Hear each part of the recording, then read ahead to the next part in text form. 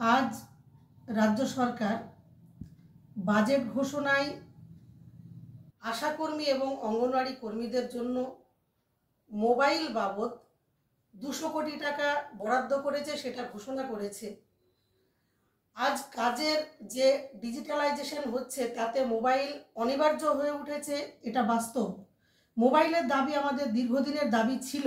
শুধু মোবাইল নয়, তার রিচার্জ করার জন্য বর্তমান বাজার দরের যে নেট প্যাক লাগে সেটা সহ এ দাবি আমাদের ছিল। কিন্তু আমরা মনে করি আজকে আশাকর্মী অঙ্গনওয়াড়ি কর্মীদের কাজ আজকে এই ব্যবস্থাতে যেভাবে সমস্ত কাজে তারা অনিবার্য হয়ে উঠেছে, যে গুরুত্বপূর্ণ পরিষেবাটা তারা দেয়, তার নিরিখে বর্তমান বাজার দরের নিরিখে তাদের মাসিক ভাতা বৃদ্ধি করাটা খুবই জরুরি ছিল। আমরা বারবার সরকারের কাছে দাবি করেছি, তারা বারবার আমাদেরকে প্রতিশ্রুতি দিয়েছে, প্রত্যাশা জাগিয়েছে। গত 7 তারিখেও আমরা স্বাস্থ্য ভবনে সরকারের সঙ্গে বৈঠক করেছি, সেদিনও বলেছে যে এবারে আমরা কিছু ভাবছি, তাদের জন্য কিছু ভাতা বৃদ্ধির কথা আমরা ভাবছি।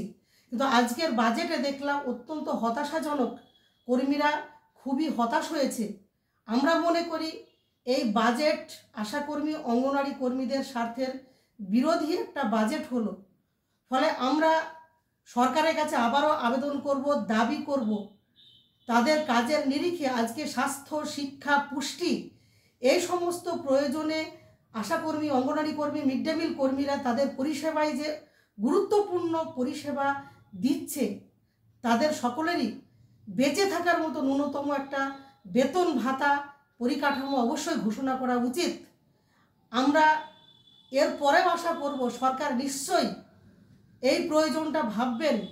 যদি সত্যিকারেরই তারা আজকের এই প্রয়োজন ফিল না করেন, আমরা আগামী দিনে আরও বৃহত্তর আন্দোলনে যেতে বাধ্য হব, এছাড়া আমাদের আর কোনো উপায় নাই।